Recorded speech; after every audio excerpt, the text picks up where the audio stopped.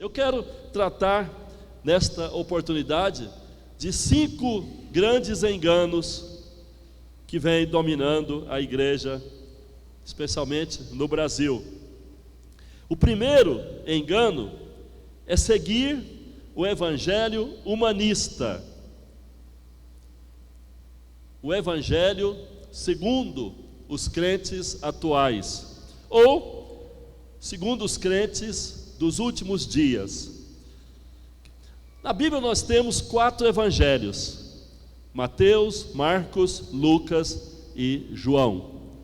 Esses são os 4 evangelhos que tratam da vida de Jesus, mostram a história dele e como foi que ele se deu por nós na cruz, morreu por nós na cruz do Calvário. Mas nesse tempo, nesses dias apocalípticos, tem aparecido um 5º evangelho. É o evangelho das conveniências, é o evangelho do culto ao conforto, ao comodismo, ao prazer. Neste evangelho, que é segundo os crentes atuais, a cruz é apenas um adereço, a cruz é apenas um símbolo meramente religioso e também pouco lembrado. O homem é o centro, o homem está no centro, e a busca da satisfação imediata é o seu fim principal. Será que nós temos aqui alguém que tem vivido neste engano? Será que para alguém aqui, Deus e a igreja são apenas curtições de fim de semana? A reunião da célula é apenas uma curtição? Será? No Evangelho de Cristo, o Senhor Jesus é o centro. O Senhor é de fato Senhor. Será que estamos comprometidos com o verdadeiro Evangelho, onde Jesus é o centro e Senhor? No Evangelho dele, a cruz é a porta que leva ao caminho estreito, que leva ao caminho da vida, de uma nova vida. Jesus é o centro e a fonte e a motivação de tudo. No Evangelho do Senhor, ele é o cabeça do corpo e nós existimos para dar expressão a ele, dar expressão à sua vida. No Evangelho do Senhor, ele é de fato aquele que tem a primazia, tem o domínio. Ele é de fato o único que pode mandar, que pode falar de maneira absoluta nas nossas vidas. Mas o apelo deste 5º evangelho é das conveniências, das facilidades. E esse evangelho está hoje sendo muito propalado, muito pregado, muito badalado e tem atraído multidões. Por quê? Porque enfatiza a prosperidade. É verdade que quem anda com Jesus tende a melhorar, claro. É verdade que quem anda com Jesus, segue Jesus, melhora de vida, claro. Quando você vive no pecado, desgastando no pecado, você não percebe que está também perdendo tudo. Enquanto está vivendo lá fora no pecado, você está gastando o seu dinheiro com coisas vãs, você está se desgastando fisicamente, sofrendo, padecendo por várias enfermidades, enfrentando vícios e estando debaixo de maldições. E depois que você se converte, evidentemente há uma mudança, você sai dessa rota, sai desse caminho de morte, de desgaste, de perdição, de miséria, de ruína, de pobreza, de maldições, e você entra num caminho que, mesmo sendo apertado, é um caminho que leva à vida, que conduz à prosperidade. você prospera de várias formas. Porém, não podemos imaginar que a proposta inicial do Evangelho do Senhor é nos tornar poderosos, ricos, nos tornar pessoas de destaque e nos fazer superiores, nos fazer semideuses. Temos que ter cuidado com isso, porque há muitos crentes nesses dias com essa visão. E por quê? Porque estão estimulados, motivados por esse evangelho, que eu chamo o evangelho dos crentes dos últimos dias, o evangelho da comodidade, das facilidades, o evangelho light, o evangelho que propõe uma vida fácil e uma vida onde Deus é como uma espécie de Papai Noel, ou de um grande gênio subserviente aos nossos caprichos, que está pronto para nos dar o que queremos, na hora que queremos. Isso não é verdade. A proposta de Cristo é negação de si mesmo. A proposta do Senhor para nós é tomar a cruz, entrar pela porta estreita, andar no caminho estreito que conduz à vida. Mas, infelizmente, são poucos que têm entrado, são poucos que têm caminhado nesse caminho estreito, seguindo a vontade do Senhor. O apelo deste quinto evangelho é facilidade. Venha para a facilidade, venha para a vida fácil. E aí, quando alguns crentes que vêm simplesmente para ter facilidade, percebem que não tem facilidades, e logo vem provações, logo vem situações difíceis, então eles desesperam, desestabilizam, perdem o controle e até abandonam a fé, apostatam da fé. E isso é horrível, mas é o que tem acontecido.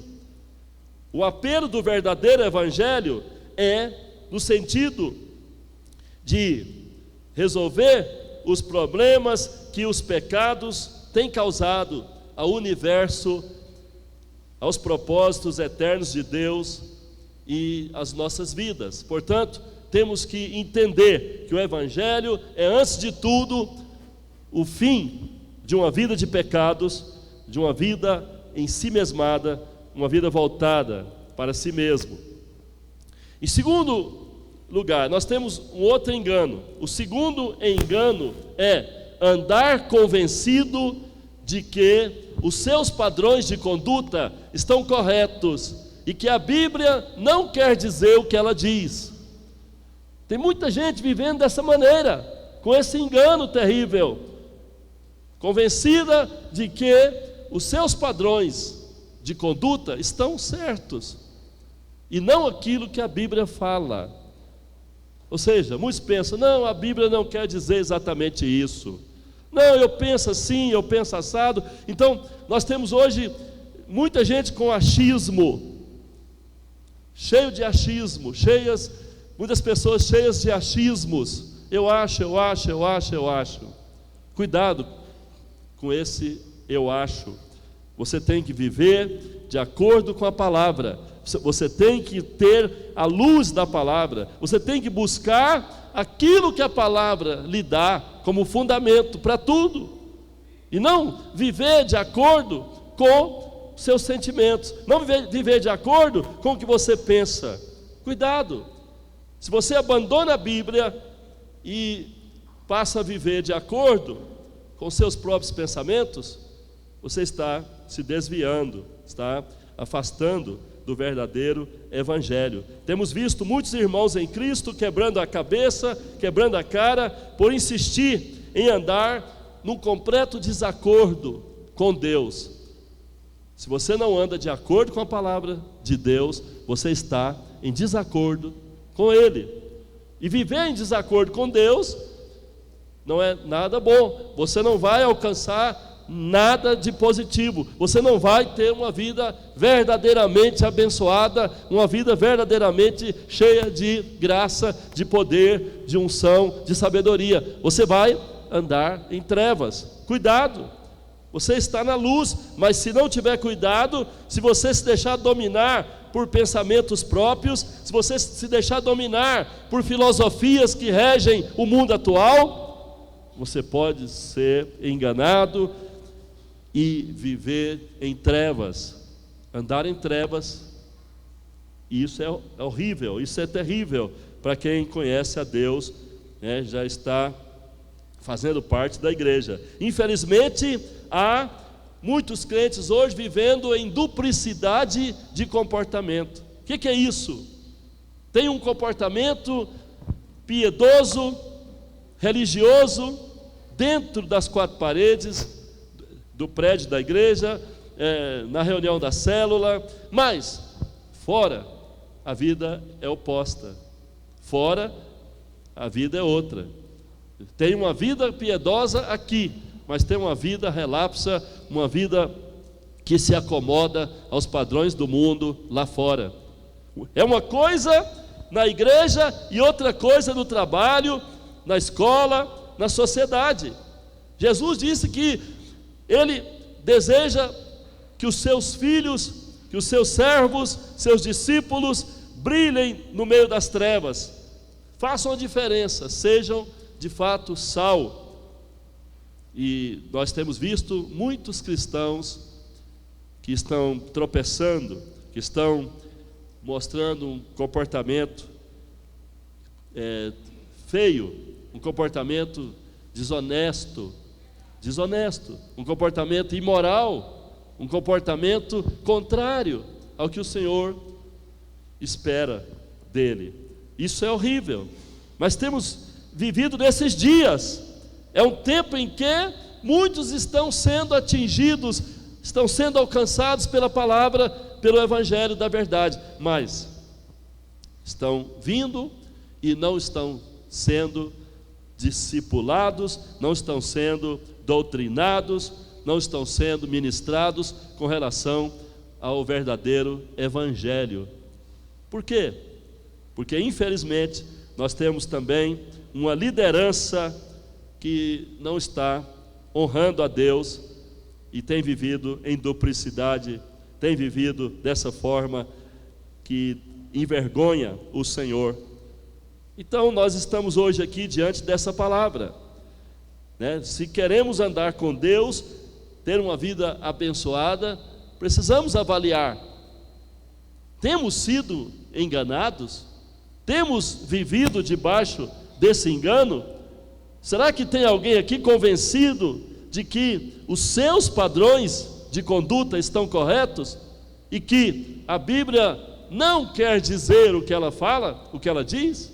Eu quero mostrar para você o contrário. Quero dizer para você que a Bíblia quer dizer o que ela fala. Temos que nos submeter à palavra, temos que nos sujeitar ao que ela diz, não viver de achismos, não viver de teologismos, mas andar segundo a luz da palavra. A palavra de Deus é muito direta, a palavra é muito simples, ela fala de maneira clara, né? Que posicionamento eu e você temos que ter na sociedade? Que posicionamento temos que ter com relação ao pecado, com relação à carne, com relação aos nossos sentimentos? A Bíblia é clara, mas quantos querem andar nesta luz? Quantos querem de fato estar lá entre os vencedores? Quantos querem subir com o Senhor no arrebatamento que está para acontecer em breve? Quem diz amém, aleluia? Então, estar na igreja, carregar uma Bíblia, cantar músicas gospel e até fazer orações, mas ao mesmo tempo levar uma vida de incoerências, levar uma vida de contradições, isto é algo que vai levar você para o caminho oposto e vai tornar você presa fácil do diabo. Você é uma pessoa facilmente dominada pelo mal? Você é uma pessoa facilmente enredada, enganada pelo mal? Irmãos, é sério isso, é sério, é sério. Essa semana os coordenadores do Facebook, né, os que coordenam o Facebook, sugestionaram todos os que estão lá a colorir as suas fotos com arco-íris, né? Colorir suas fotos com arco-íris. Muitos cristãos, até pastores, apareceram com a foto colorida, com as listras do arco-íris lá. Eu fiquei de boca aberta, falei, meu pai, o povo de Deus é facilmente enganado. O que queriam os coordenadores do Facebook? Eles queriam induzir todos para apoiar o movimento LGBT, o movimento gay, o movimento daqueles que estão lutando contra a família, lutando contra a igreja, lutando contra o Evangelho de Cristo, aqueles que são inimigos da cruz. Então, eu vou colorir minha foto de maneira ingênua e com isso dar meu aval ao pecado, dar meu aval à sodomia, dar meu aval àquilo que fere e ofende a santidade divina, aquilo que afronta os princípios da igreja, os princípios da família, da ordem social? Jamais, nem amarrado, nem torturado. Se eu tiver que colorir minha foto para dizer só o Senhor é Deus, só Jesus é o caminho, eu faço isso a vida toda. Mas para apoiar qualquer movimento antibíblico, ofensivo à moral cristã, jamais farei isso na minha vida. Jamais farei uma imbecilidade, uma loucura dessa. Jamais. Por quê? Porque tem um Deus sentado no trono que governa essa terra, governa os universos. Tem um Deus que um dia vai julgar cada um dos nossos feitos, cada um dos nossos pensamentos, cada uma das nossas posições. Esse Deus é zeloso, sabia? Sabia que Deus é zeloso? Um dia Deus visitou Sodoma e Gomorra, por quê? Foi à toa? Ah, mas Deus ama o pecador. É verdade, vivemos da graça e Deus quer salvar. Não interessa se é isso ou aquilo, se faz isso, faz aquilo, Deus quer salvar a todos. Deus ama indistintamente todos. Mas, diz a Bíblia, Deus se aborrece do pecado. E quando o pecado é desse tipo que ofende a Deus diretamente, porque vou dizer para vocês, esse pecado ofende a Deus diretamente, porque foi Deus quem criou os sexos, foi Deus quem fez homem, que fez mulher. E não diz a Bíblia em lugar nenhum que ele fez outro sexo ou que deturpou os sexos.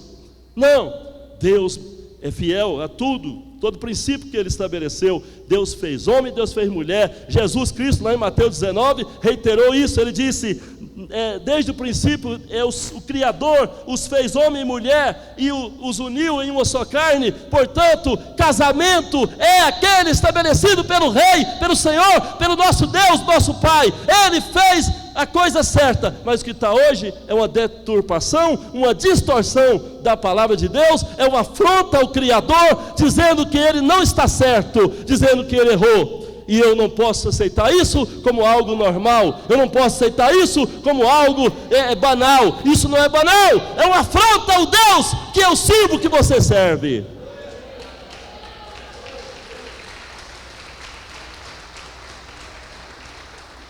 Não faça apologia à homofobia, não sou homofóbico. E essa palavra homofobia tem sido distorcida nesses dias atuais. Porque homofobia, sabe o que é, na verdade? Quem aqui tem nojo de barata? Quem tem raiva de barata? Eu, por exemplo, eu não vou dizer que eu tenho uma fobia de barata, mas eu não gosto de barata. Eu mato toda barata que aparecer no meu caminho. Aquilo é um bicho cheio de doença, de coisa feia, fedida e que incomoda, né? Então temos que atacar mesmo as baratas, né? Mas não chego a ter fobia, porque fobia é aquela coisa, se você vê uma barata, você sobe, ai! Você sobe em qualquer lugar, né? Quando você não aguenta ficar perto da barata, foge da barata, isso é fobia barata, uma baratofobia, né? Mas, olha para cá, a mesma coisa homofobia. Você é gay? Não, não! Não, gay não, gay. Eu tenho medo de gay, eu tenho aversão a gay, sai para lá, gay. Isso é homofobia. Agora, essa palhaçada que estão falando aí que é homofobia, tudo é homofobia. Você não pode nem olhar para os caras, homofóbico. Você não pode ser um pregador da palavra que você é homofóbico. Você não pode fazer uma referência à família que você é homofóbico. Você não pode pregar a Bíblia que você é homofóbico. Tudo é homofobia. Isso é o quê? Isso é uma verdadeira, uma pretensão maligna de brindar essa gente, colocar acima do bem e do mal.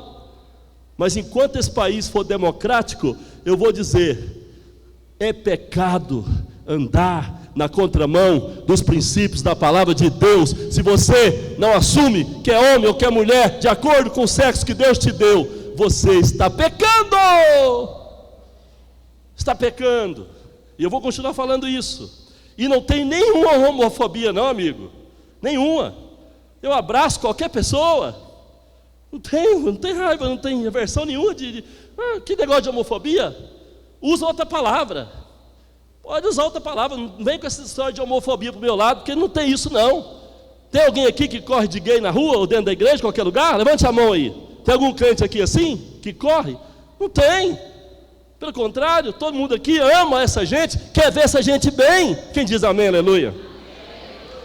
Mas o que estão falando por aí, estão criando lei para brindar os caras.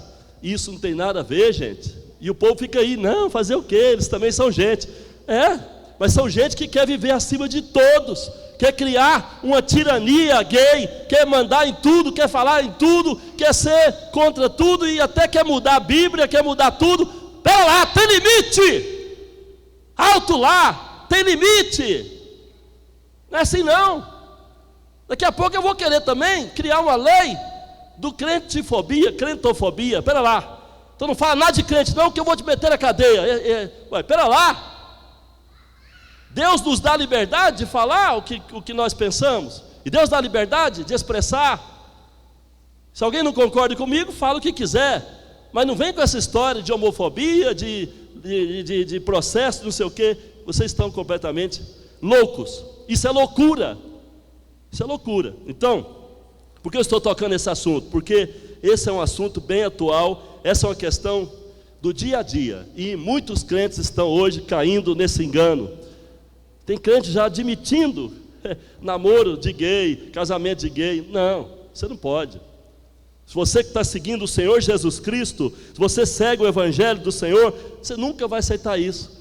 Quem diz amém? Quem pode dizer amém, aleluia? E muitos outros enganos que existem nessa sociedade corrompida. O terceiro engano, que muitos estão vivendo debaixo dele, é ser guiado pelos impulsos da alma. Ser guiado pelos impulsos da sua alma.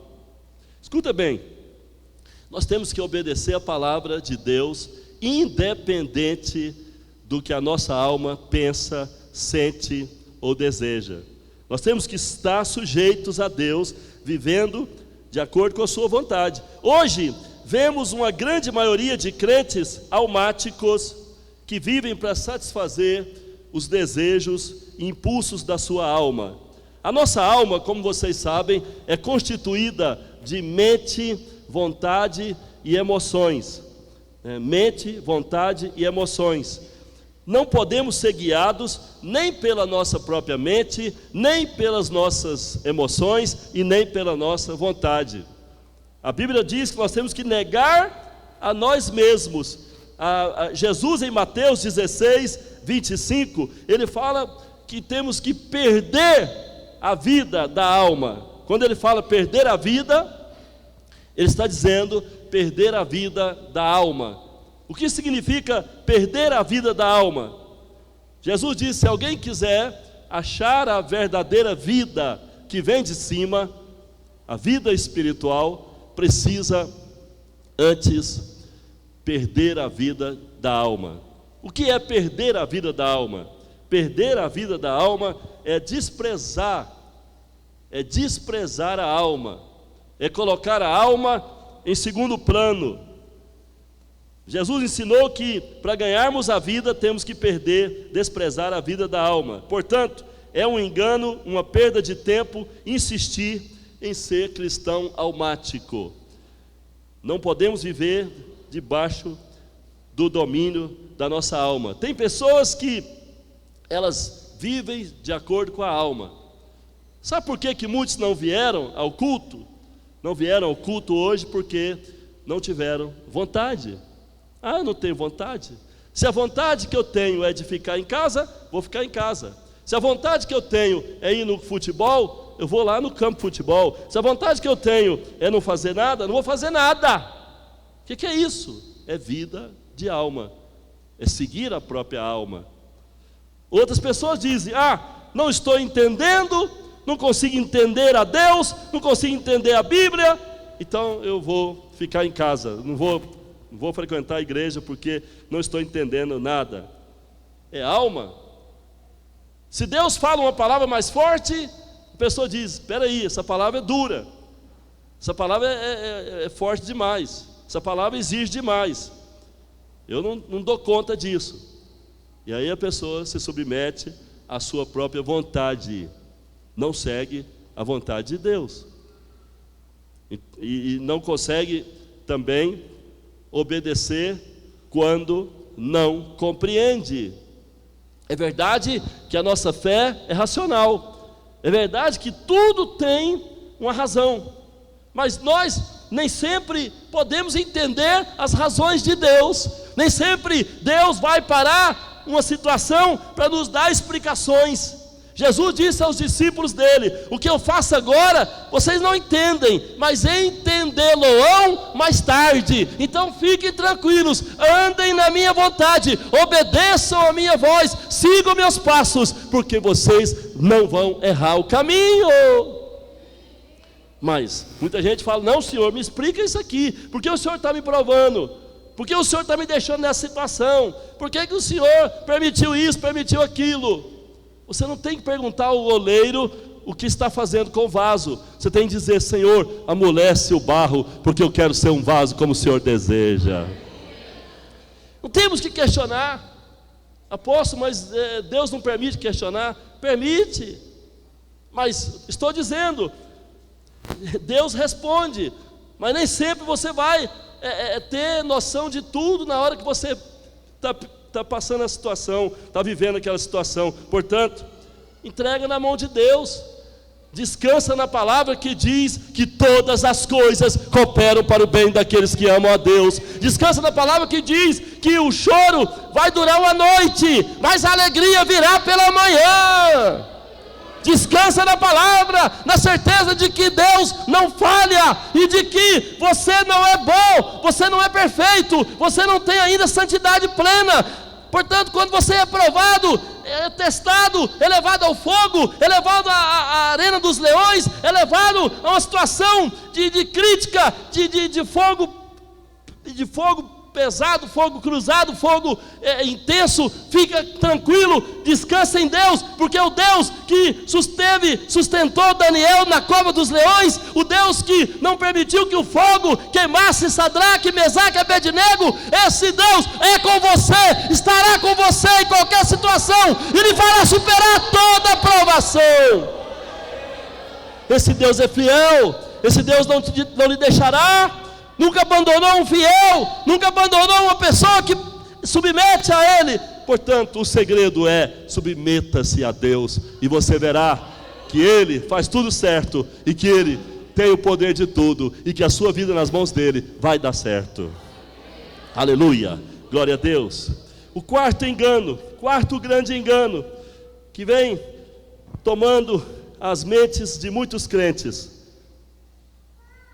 permanecer no centro do seu próprio mundo. Permanecer no centro do seu próprio mundo.